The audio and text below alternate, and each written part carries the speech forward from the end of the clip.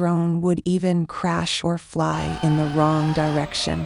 I didn't want to give up, so I searched for additional resources and information to help me understand the proper way to learn drones. I took online courses and joined the local drone community to get advice and support from experts.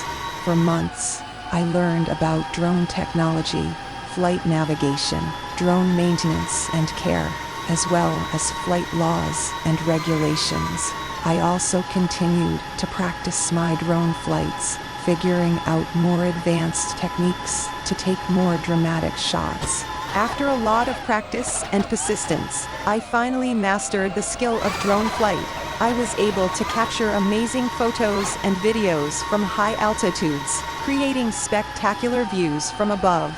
In fact, I started taking jobs as a drone photographer and videographer. Now, I am satisfied with the progress I have made and appreciate the patience required to learn drones properly.